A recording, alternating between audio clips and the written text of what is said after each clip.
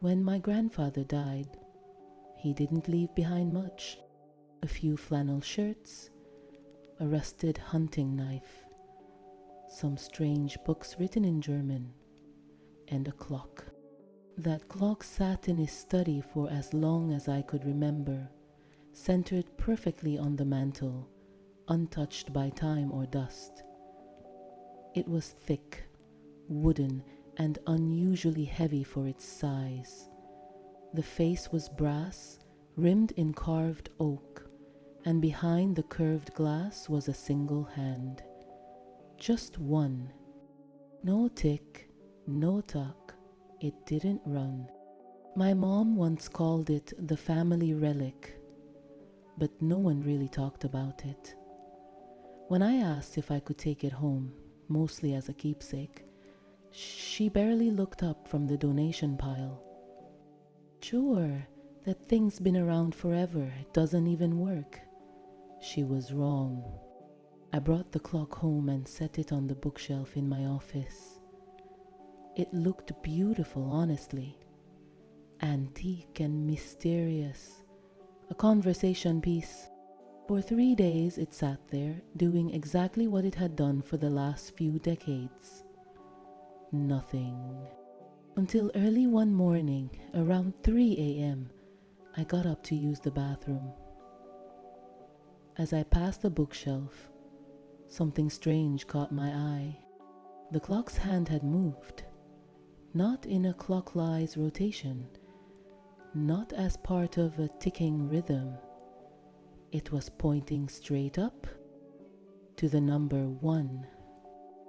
There were no traditional numbers on the clock face, no 1 to 12, no second markings, just a ring of faint carved notches, and in the middle, a softly glowing green number, hovering where the hands would normally meet.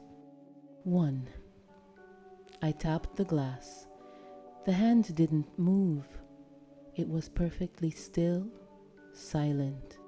I thought maybe it was a fluke. Maybe the wood shifted, or I'd never noticed the marking before.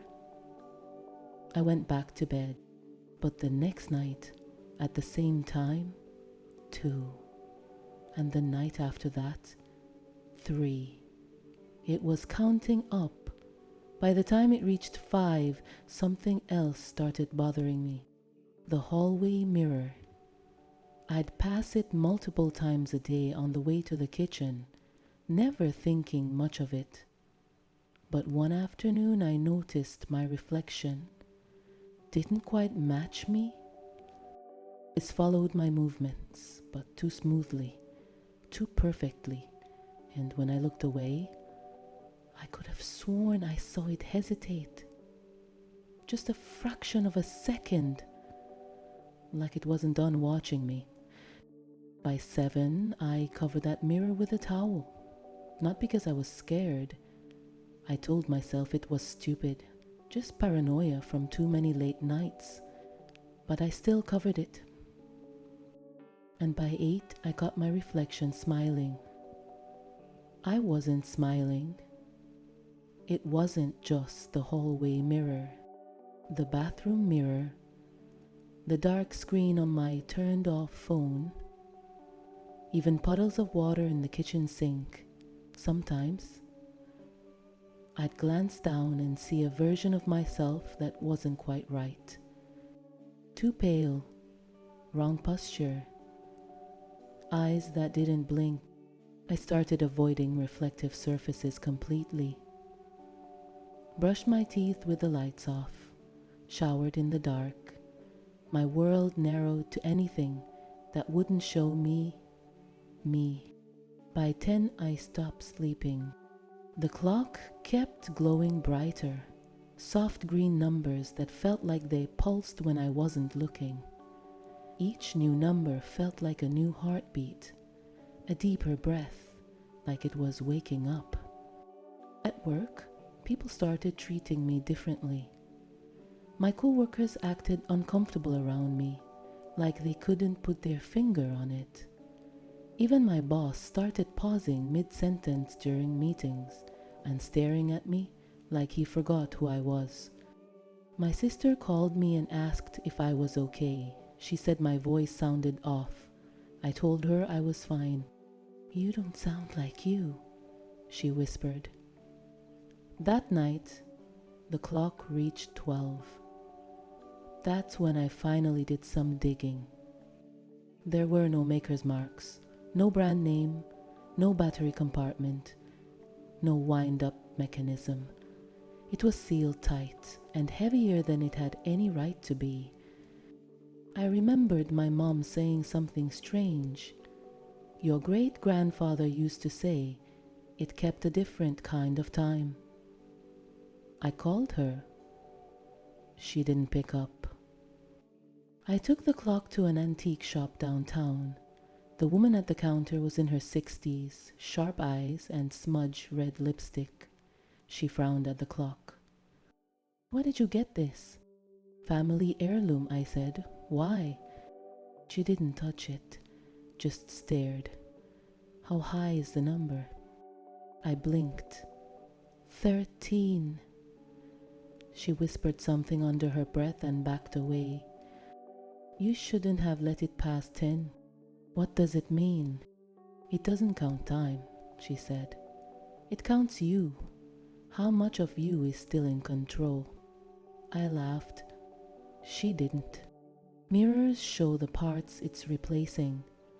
Once it reaches 20, there's nothing left to reflect.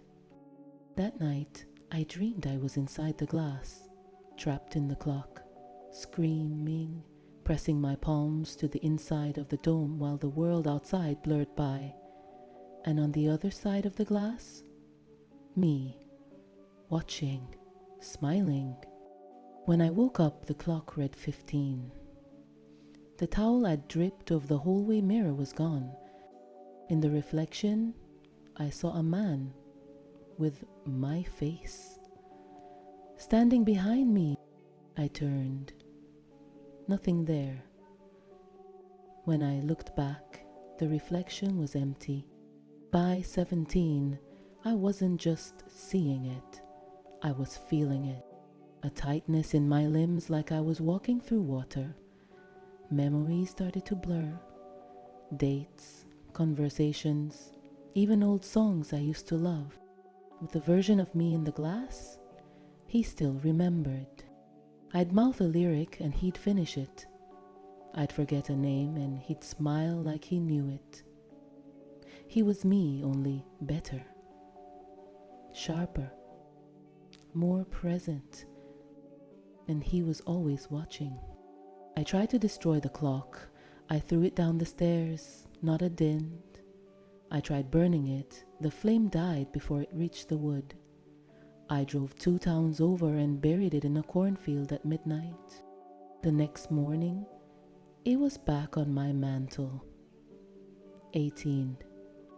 I don't know if it's feeding on me or replacing me, but by 19, I stopped casting reflections entirely, not just mirrors. I disappeared from photos too. My shadow doesn't always move with me. Sometimes it lags behind. Sometimes it doesn't show up at all. Today is 20. The clock still glows softly on my shelf. My phone won't take a picture of it. No one answers my text anymore, not even my sister. And tonight I looked out the window and saw myself outside, smiling up at the house. He waved. I didn't wave back. I think whatever was in the clock is out now. It's in the world, wearing my face, using my memories, taking my life like it fits better than I ever did. People will believe it's me. Hell, maybe it is. But if you ever see me at a gas station, at the bank, online somewhere, just know that's not me anymore. And if you ever find a clock that counts up instead of down, don't take it. Don't let it reach 20. Because once it does, you'll still be here, you'll still be aware, but you'll never be seen again.